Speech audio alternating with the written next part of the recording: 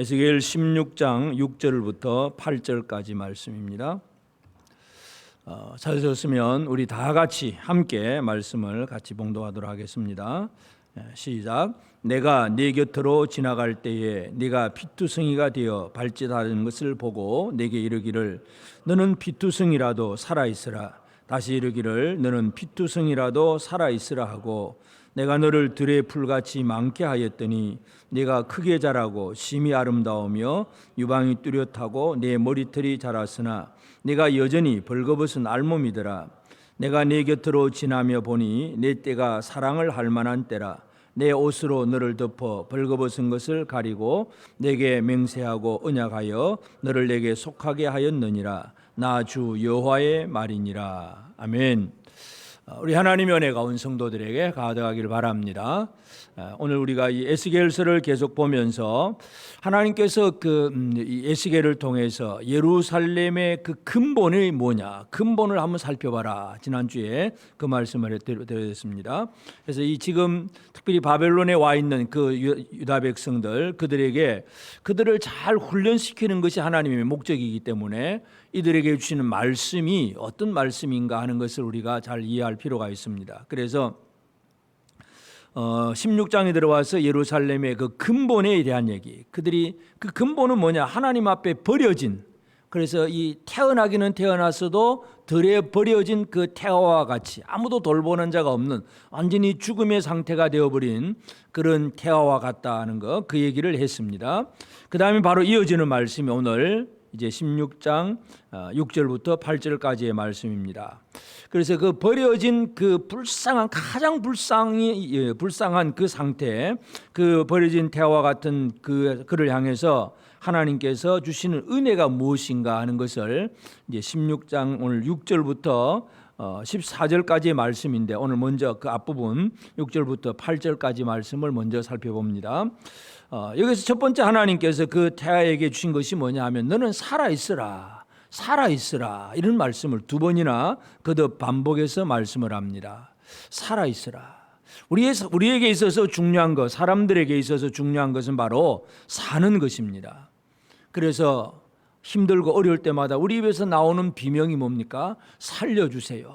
살고 싶어요. 또 어떤 사람은 아이고 그냥 힘든 세상 빨리 죽고 싶다.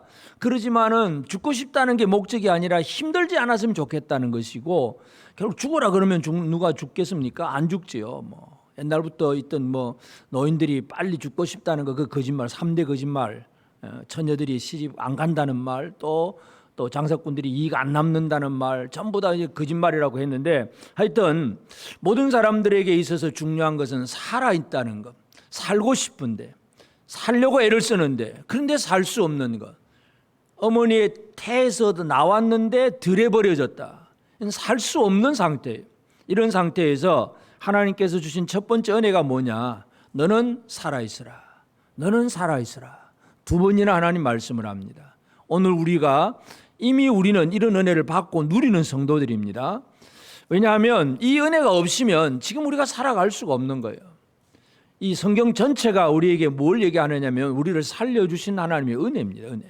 살려주시는 은혜. 그래서 오늘 우리에게 주신 은혜가 무엇인가? 우리 근본은 완전히 죽음 직전에 버려진 태아와 같았는데 하나님의 은혜가 어떻게 우리에게 오느냐 하는 것을 우리가 이해할 필요가 있는데, 이것을 늘 기억하는 것이 바벨론 디아스포라 그 백성들도 중요했고 오늘 이 시대를 살아가는 우리도 결코 잊어서는 안 되는 내용이 바로 이것입니다. 하나님께서 우리에게 너는 살아있으라, 살아있으라 이렇게 말씀하셨습니다. 그 말씀 때문에 오늘 저와 여러분이 지금도 우리의 영이 살아서 하나님을 아바 아버지라고 부를 수가 있는 것입니다. 살아있으라고 하는 이 말씀이 가장 중요하다는 거 우리가 오늘 한번 살펴보면서, 어떻게 보면 다 아는 말씀 같지만 그러나 이것은 우리가 늘 기억해야 될 말씀이기 때문에 하나님께서 지금 되새김질을 시켜주고 계시는 것처럼 오늘도 우리는 이 말씀을 다시 한번 되새김질하면서 나는 하나님께서 살려주신 그 은혜를 제대로 누리고 사느냐, 이것을 우리가 함께 살펴보기를 원합니다. 그래서 하나님은 버려진 이스라엘들을 그 곁으로 지나갈 때, 내 곁으로 지나갈 때에 그 바로 옆으로 지나가면서 네가 피투성이가 되어 발짓하는 것을 보고 내게 이르기를 너는 피투성이라도 살아있으라. 다시 이르기를 너는 피투성이라도 살아있으라. 이 피투성이가 되어 있는 태아를 향해서 하나님께서는 살아있으라 그렇게 말씀합니다. 하나님은 그 불쌍한 모습을 바라보셨다는 것, 곁으로 지나갈 때에 그런 말씀을 하시는 것입니다. 하나님은 이 이스라엘 또 구원받아야 될 사람들, 그들의 곁을 지나가면서 그냥 지나가지 아니하고 그들의 연약한 처지와 형편을 분명하게 알고 계신다는 것을 우리가 먼저 기억할 필요가 있습니다. 출애굽기 3장 9절에 보면 하나님이 모세에게 주신 말씀입니다. 이제 가라. 이스라엘 자손의 부르짖음이 내게 달하고 그 애굽 사람이 그들을 괴롭히는 학대도 내가 보았으니. 그러니까 이스라엘 민족이 애굽의 노예가 되어서 학대를 당하고 있는 그 모습, 자유도 없고 아무런 어떤 기쁨도 없는 그들의 모습을 하나님이 보시고 모세를 보내시는 거예요. 그래서 하나님의 기본적인 그 마음, 그의 버려진 자들, 고생당하는 자들을 돌아보시는 하나님이세요.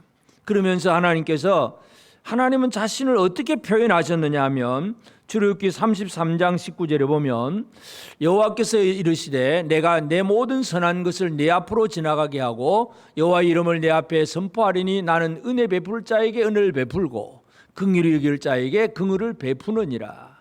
하나님은 은혜 받을 자는 은혜를 베풀고 긍휼히 여길 자를 긍휼히 여기시는 하나님.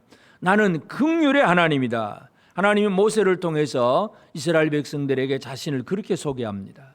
오늘 우리는 이 시대를 살아가는 저와 여러분들은 하나님의 긍휼하심이 없이는 결코 살아갈 수 없는 존재임을 다시 한번 우리는 기억을 해야 됩니다.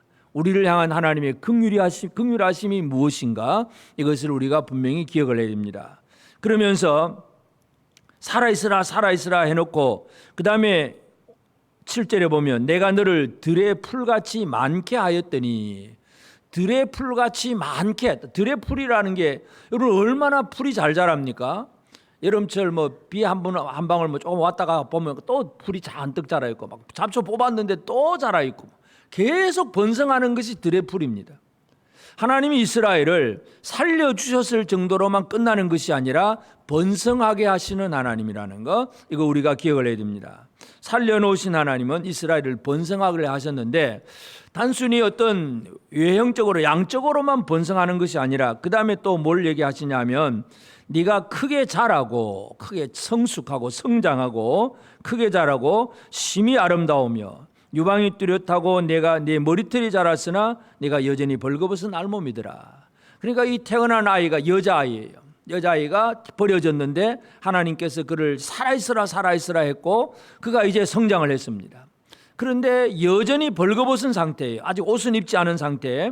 그런데 이미 결혼을 할 만큼 성장하고 성숙한 여자가 되었다는 것입니다. 그것을 하나님께서 아름답게 보시는 거예요. 내가 심히 아름다우며 그랬습니다. 심히 아름답다고 하는 이 표현, 이건 히브리 원어 문자로 보면 너는 보석 중에 보석이다, 그렇게 표현하는 것입니다. 제일이다, 최고다, 진짜 아까운, 제일 가치가 있는 바로 그런 존재다. 그냥 불쌍히 여긴다, 아름답다 이 정도의 개념이 아니라 보석 중에 보석이다, 그 말씀이에요. 하나님은 여러분을 보석 중에 보석으로 보십니다. 믿으십니까? 내가 얼마나 진짜 하나님 앞에 가치가 있는가. 하나님은 나를 보석 중에 보석으로 보신다.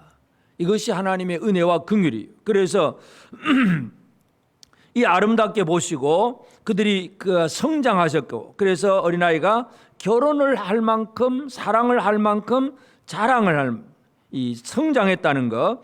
그래서 그들은 아직도 벌거벗은 적신이다. 벌거벗은 것을 그렇게 표현을 하고 있습니다. 벌거벗은 알몸이에요. 그래 아직도 수치는 있습니다. 그러나 그들은 성장을 합니다. 번성을 하십니다. 하나님께서 이스라엘을 번성하게 하시는 것을 보면 애굽의 그 노예들을 하나님이 보셨잖아요. 그래서 모세를 보내서 그들을 건져내십니다. 그래서 그들을 건져내셨을 때에 그들이 이제 나와서 인구로 조사를 해보니까 12지파에 레위지파 빼놓고 나머지 12지파가 요셉 지파를 둘러 나누어서 12지파가 우리가 흔히 쉽게 말하는 남자 장정만, 그러니까 20세 이상의 남자만 해도 60만 명, 60만 3,550명.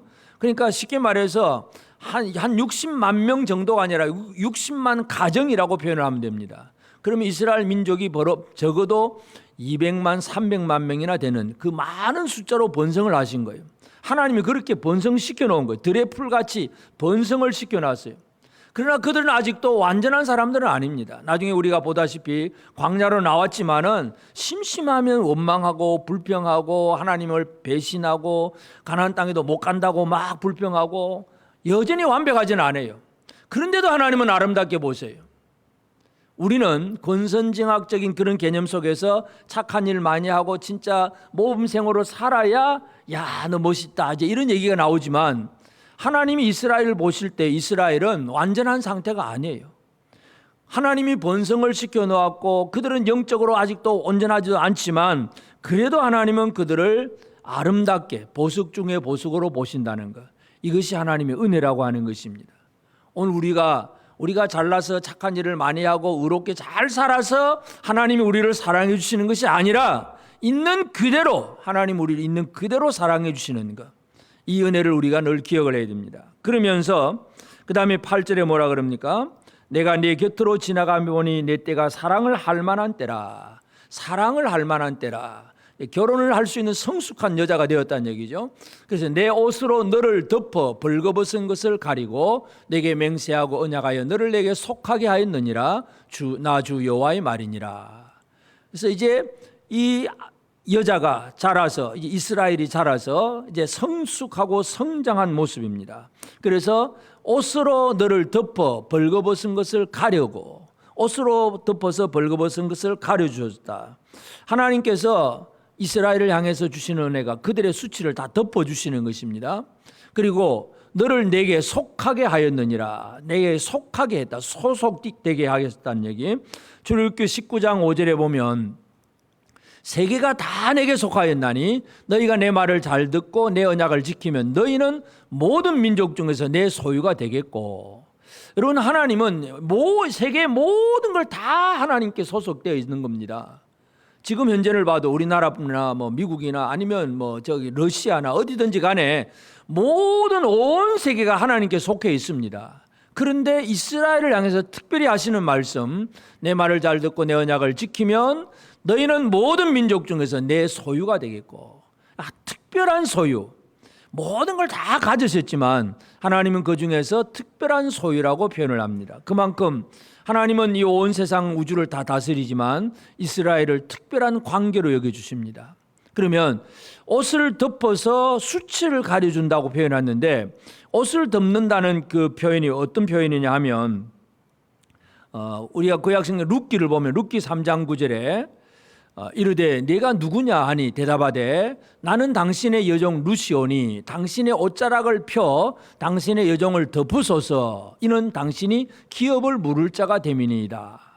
그러니까 나오미가 가르쳐준 거, 시어머니 나오미가 룻에게 보아스의 밭에 가서 그리고 보아스가 주수를 하고 잠잘 때 옆에 가서 누워 있다가 그리고 보아스가 너한테 이제 1대1로 딱 마주쳤을 때 이런 말을 해라. 그래서 가르쳐준 말이에요.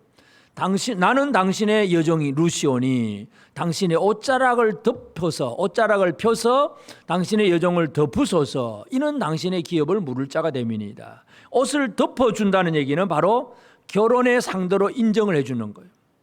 여러분 결혼을 할 수 없는 여자는 수치스러운 여자였어요.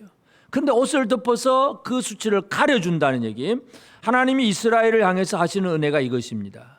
우리의 부끄러움, 우리의 수치스러운 것이 많이 있는데 하나님께서 그 수치를 가려주시는 거예요. 예루살렘, 이스라엘을 향해 주신 하나님의 은혜가 바로 이거예요.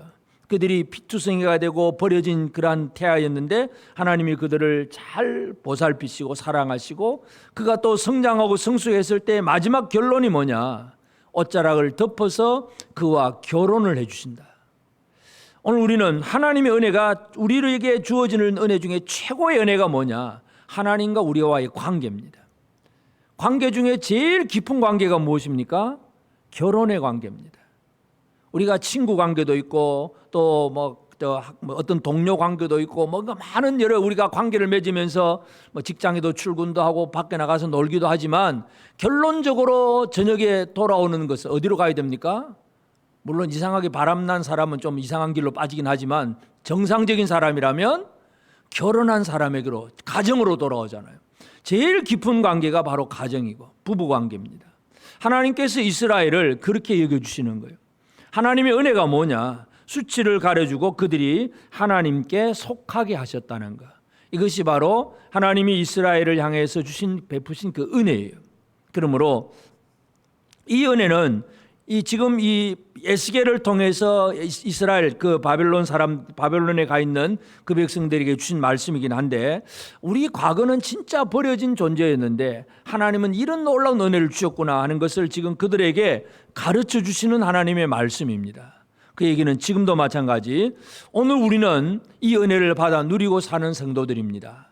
그러면 이 은혜를 오늘 우리가 어떻게 누리고 있느냐? 이 은혜가 주어지고 우리가 이 은혜를 누리게 하는 것은 예수 그리스도밖에 없습니다.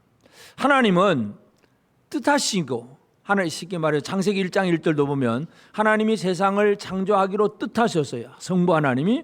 그러면 그 뜻을 선포하시는 말씀이 예수 그리스도예요.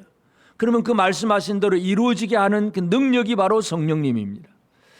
하나님께서 우리를 사랑하기로 뜻하셨습니다. 그러면 그 사랑을 실천하기, 실제로 사랑이 이루어질 수 있도록 역사하시는 분은 바로 예수 그리스도입니다. 그래서 이 하나님은 버려진 피투성이를 향해서 너는 살아라 이렇게 말씀을 하셨는데, 예수님이 이 땅에 오신 것은 뭐냐 하면 예수님은 살아라고 말만 하는 분이 아니라 살려주는 모든 일들을 다 이루셨습니다. 예수님 자신이 자기를 소개할 때 뭐라 그럽니까? 요한복음 6장 35절에 보면 예수께서 이르시되 나는 생명의 떡이니 내게 오는 자는 결코 줄이지 아니할 터이요 나를 믿는 자는 영원히 목마르지 아니하리라. 나는 생명의 떡이다. 하늘로서 내려오는 생명의 떡이다.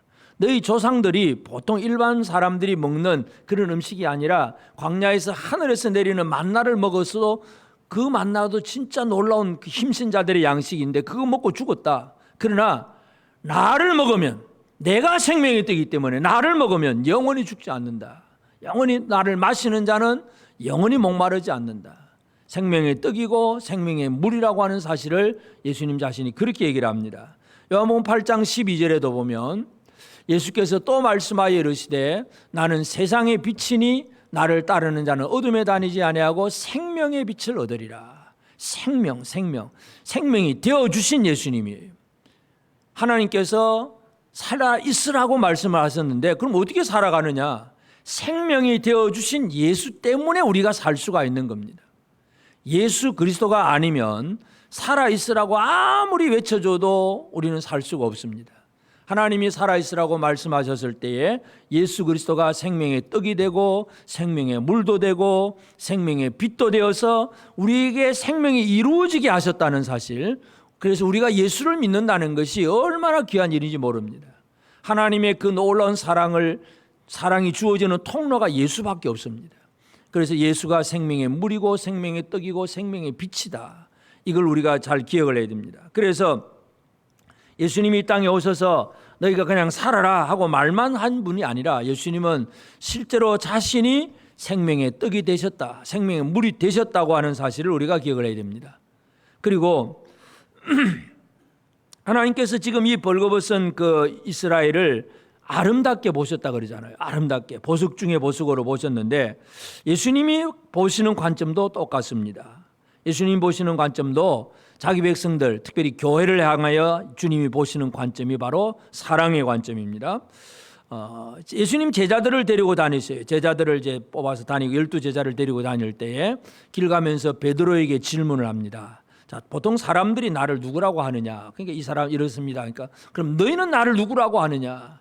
베드로가 고백하잖아요. 주는 그리스도시요 살아계신 하나님의 아들입니다. 그때 예수님의 대답이 뭐냐 하면 마태복음 16장 17절에 보면 예수께서 대답하여 이르시되 바요나 시몬아 내가 복이 있도다. 이를 내게 알게 하니는 혈육이 아니요 하늘에 계신 내 아버지시니라. 바요나 시몬아 내가 복이 있도다. 내가 복이 있다. 이 복이 있다고 그렇게 봐주시는 거예요. 왜냐하면 그 다음에 예수님이 십자가 얘기를 하고 그 다음에 십자가 얘기를 하자마자 베드로가 예수님 그리 가면 안 됩니다 하고 막 간청해가지고 사탄을 물러가라 막 그 얘기까지 하시는 거예요. 그러니까 예수님은 베드로가 영적 상태가 어떤지를 다 알고 계세요. 지금까지는 그냥 가르쳐 주기만 하고 질문도 안 하셔요. 그런데 이제 물어봅니다. 그래서 대답을 해서 신앙 고백은 제대로 나온 거예요. 그렇다고 해서 완성된 사람은 아니에요. 베드로가 그냥 십자가 얘기만 하면 또 도망갈 궁리하고 피할 궁리만 하고 편안하게 살 생각만 하지 십자가는 지고 싶지 않은 게 베드로예요. 그런 거 뻔히 알고 계시면서도 예수님은 바요나 시몬아 내가 복이 있도다 이렇게 말씀을 해주십니다. 여러분 주님의 시각, 사랑의 시각이 얼마나 우리에게 은혜인가를 기억을 해야 됩니다. 우리가 아직 완벽하지 않습니다. 우리가 여전히 불완전하고 여전히 부족합니다. 그럼에도 불구하고 주님은 우리를 사랑의 시각으로 쳐다보십니다. 구약의 아가서에 보면 솔로몬 왕이 술람미 여자를 향해서 이 왕이 교회를 향해서 예수 그리스도가 교회를 향한 그 사랑의 고백으로 우리가 이해를 할 수 있는데 아가서 2장 13절에 보면 무화과나무에는 푸른 열매가 있고 포도나무는 꽃을 피워 향기를 토하는구나. 나의 사랑 나의 어여쁜 자야 일어나서 함께 가자. 나의 사랑 나의 어여쁜 자야 일어나서 함께 가자. 주님이 바로 이런 시각이에요. 그 아가서 1장에 보면 이 술람미 여자는 햇볕에 이제 그을려서 피부가 시커매졌어요.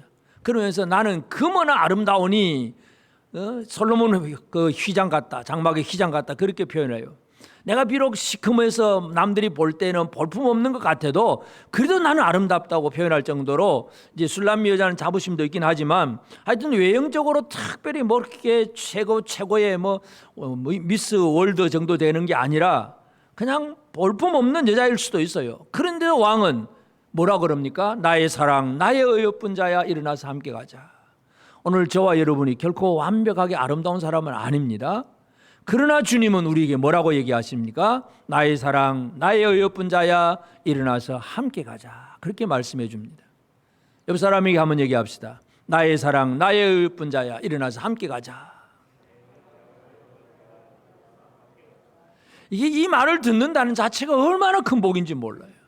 우리가 완벽해서가 아니에요. 우리는 여전히 뭔가 볼품도 없고 문제투성이에요. 이스라엘이 성장을 했는데 여전히 벌거벗은 몸이에요. 수치스럽고 부끄러운 모습이에요. 그런데도 하나님은 그를 보석 중에 보석으로 여겨주시는 거예요. 주의 은혜가 바로 이것입니다. 이게 바로 교회를 향한 예수 그리스도의 마음입니다. 이 마음으로 주님 우리를 베드로를 향해서 너는 복이 있도다 이렇게 얘기를 하시는 것이고 지금도 저와 여러분을 향해서 주님은 너는 복된 사람들이다 그렇게 말씀을 해주시는 것입니다. 이 은혜를 제대로 받아 누리는 우리 모두가 되어지길 바랍니다. 결론이 뭐냐? 결국은 그렇게 사랑스럽게 여겨주니까 그냥 한 번 사랑하고 끝나는 것이 아니라 교회를 예수 그리스도의 신부로 삼으시는 것, 아내로 삼는 것. 결국 예수 그리스도와 교회와의 관계는 남편과 아내와의 그 결혼의 관계로 비유됩니다.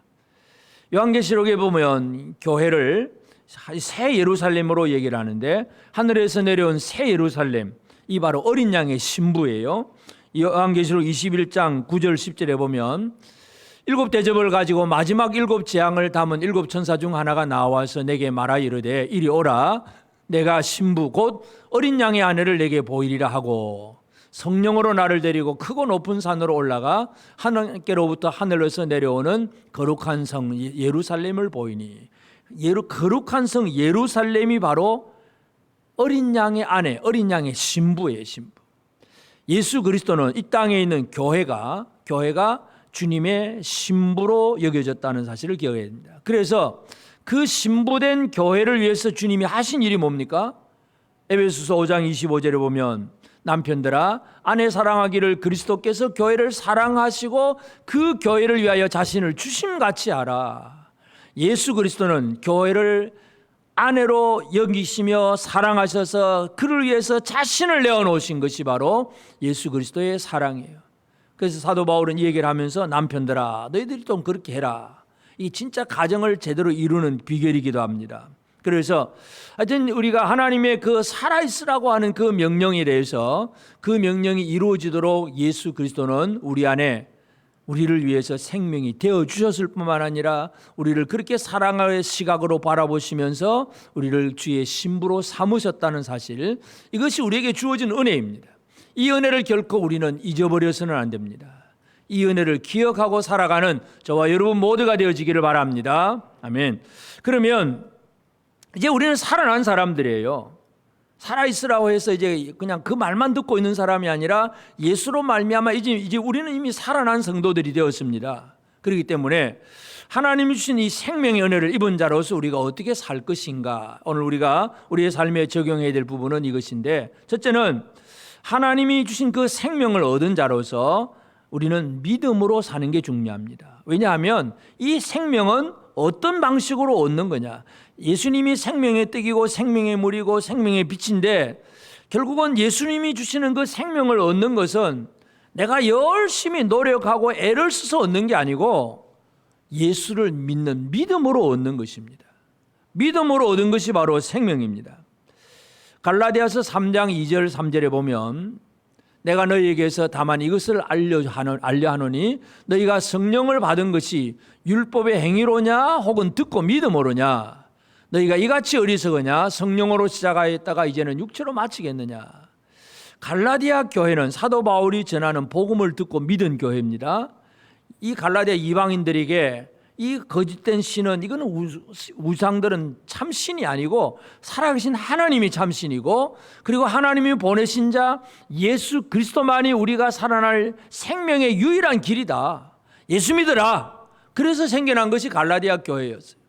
그런데 사도 바울이 선교하러 이곳저곳 돌아다니는 동안에 갈라디아 교회 율법주의자들, 유대인 교사들이 들어와 가지고 그들에게 말씀을 가르친다고 하면서, 하나님의 율법에 보면 이거 이렇게 해라 그랬고 이건 또 이렇게 하라 그랬고, 그러면서 많은 율법을 가르칩니다.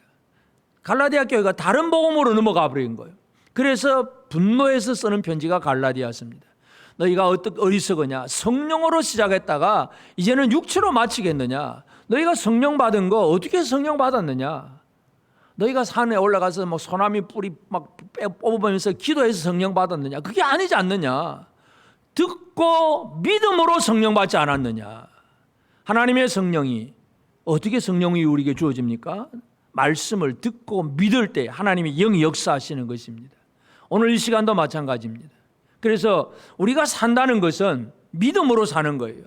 내가 열심히 노력해서 살아난 사람이 아니에요. 우리는 예수를 믿는 믿음으로 살아난 사람들입니다.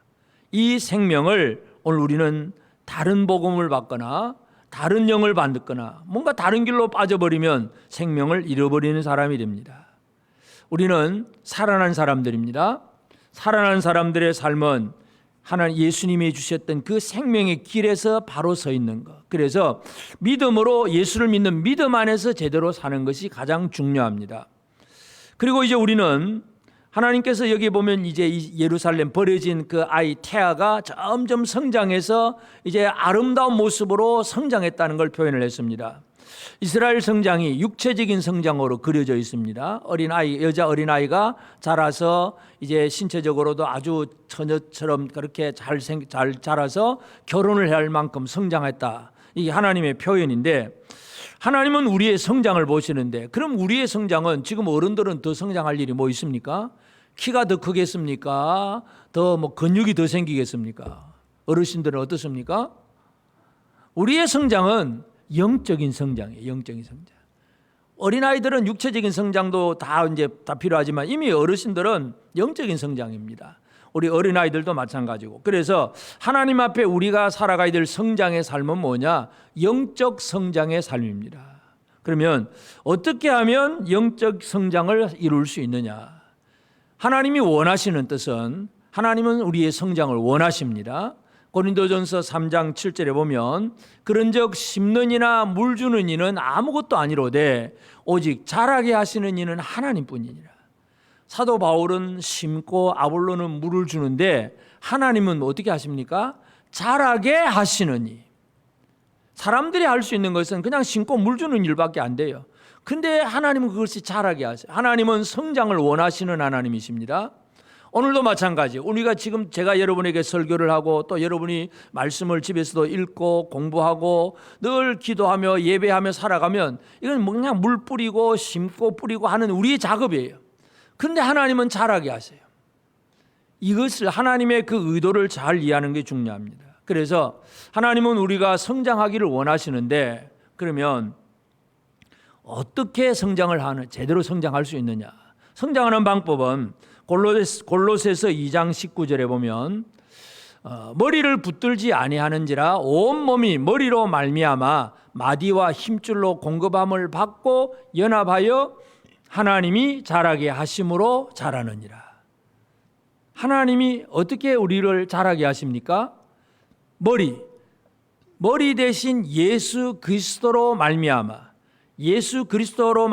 마디와 힘줄이 공급함을 받고 연합해서 하나님이 자라게 하시는 것. 성장은 예수 그리스도에게 붙어 있는 생활입니다. 예수님은 요한복음 15장에서 포도나무 비유에서 자신을 줄기라고 얘기했고 제자들을 가지라고 얘기했고 그 붙어 있음을 통해서 열매가 맺는다고 얘기를 합니다. 오늘 우리 영적 성장은 어떻게 이루어지느냐? 우리의 성장은, 우리 육체적인 성장은 어린아이들 성장하기 위해서 음식도 잘 먹어야 되고 운동도 해야 되고 막 여러 가지 많이 하잖아요. 영적 성장은 다른 비결이 없습니다. 예수님께 붙어 있는 것. 머리 대신 예수님께 붙어 있어서 마디와 힘줄을 통해서 영양을 공급을 받을 때에 연합하여 하나님이 자라게 하심으로 자라느니라. 여러분, 예수로 말미암아 성장할 수 있음을 믿으시기를 바랍니다. 예수를 떠나서는 결코 성장함이 없습니다. 여러분, 예수님과 잘 연결되어 있으십니까? 대답을 잘 안 하십니까? 예수님께 꼭 붙어 있습니까? 그것도 대답이 안 될 것 같고, 예수님과 연결이 잘 되어서 예수님이 주시는 늘 그 은혜의 공급을 잘 받고 계십니까? 말씀을 읽고 또 예배드리고 기도하고 주의 뜻대로 살아가면서 주님 주신 위로도 받고 힘도 얻고 능력도 얻고 늘 주님 주신 것을 받아 누리는 생활, 이게 바로 영적 성장의 비결이에요. 다른 거 없어요. 예수님께 붙어 있어야 됩니다. 잘 붙어 계시겠습니까? 아침에 별로 아침 식사를 안 하시고 온 것 같아서 힘이 없는지, 배고파도 영적 성장한 사람은 소리가 좀 클 수 있는데 예수님께 잘 붙어 있겠습니까? 예수께 붙어 있어야 성장이고 성수감이고, 그게 하나님이 너희는 보석 중에 보석이다고 그 성장을 아름답게 보시는 거예요. 하나님이 여러분을 보석 중에 보석으로 보시겠습니까? 그냥 저 쓰레기 취급하고 있는 걸 내버려 두시겠습니까? 보석 중에 보석으로 쳐다보시면서 아름답다고 보시는 것은 바로 그 안에 성장함이 있기 때문에 그렇습니다. 예수 그리스도 안에 붙어 있어야 진정한 성장입니다. 그래서 얼마만큼 성장해야 되느냐? 베드로후서 3장 18절에 보면 오직 우리 주 곧 구주 예수 그리스도의 은혜와 그를 아는 지식에서 자라가라. 영광이 이제와 영원한 날까지 그에게 있을지어다. 베드로가 또 그런 얘기를 합니다.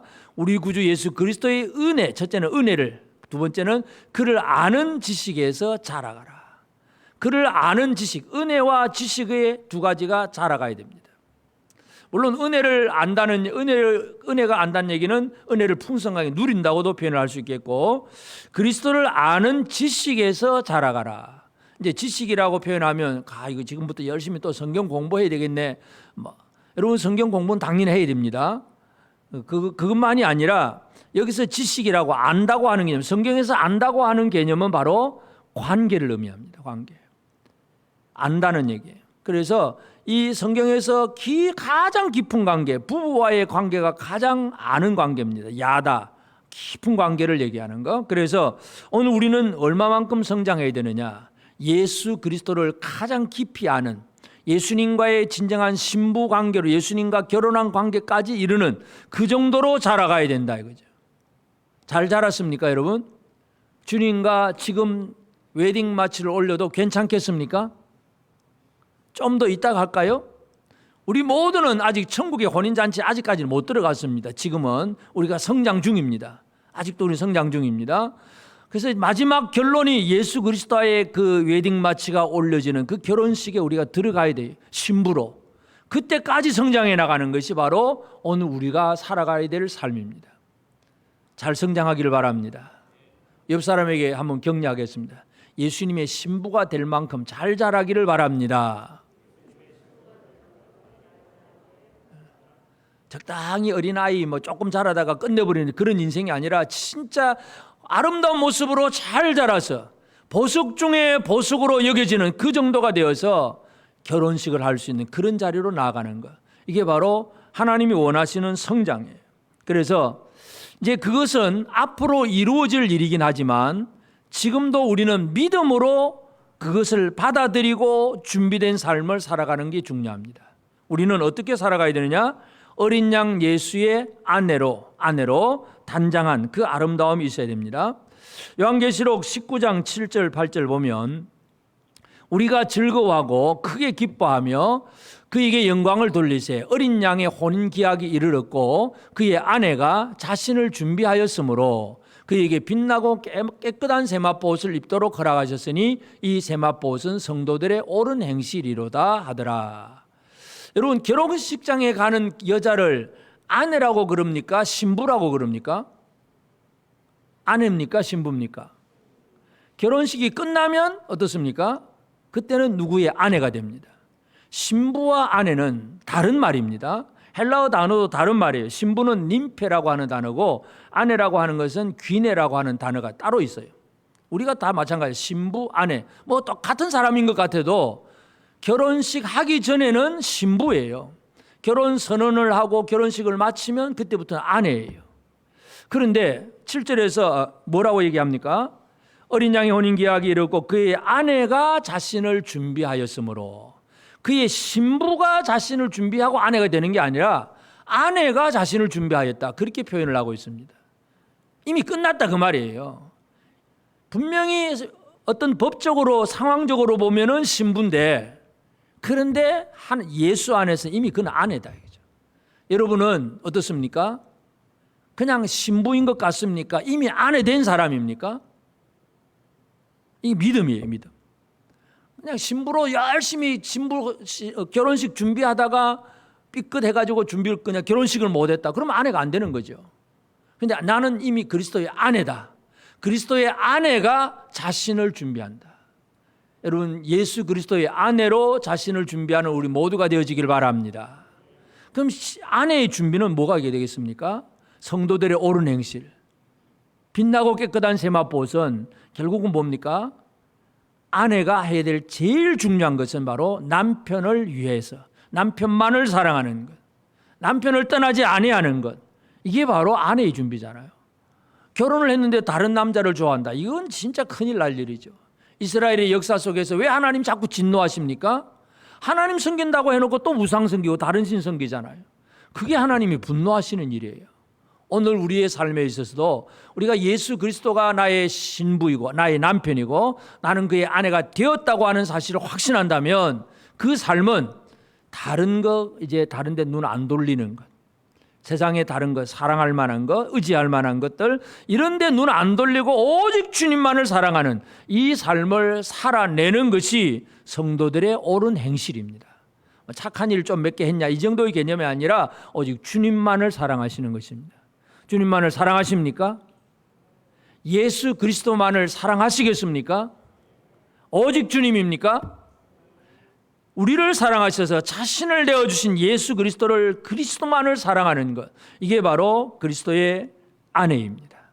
그래서 우리는 신부로서 그냥 신부 결혼식 준비만 하고 끝나는 그런 사람이 아니라 이미 그리스도의 아내가 되었다고 하는 사실에 대한 확신을 가지고 아내가 자신을 준비하였다는 이 표현이 법적으로는 문맥적으로 안 맞는 것 같지만 믿음으로 그것을 우리는 받아들이는 것입니다.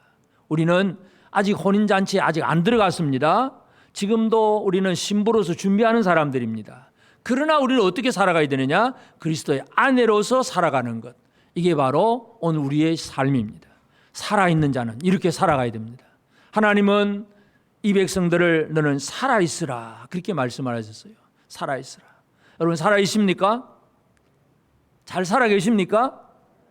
어떻게 살고 있습니까? 어린 양의 아내로 살고 있습니까? 아멘이 희미하다. 어린 양의 아내로 살고 계십니까? 예.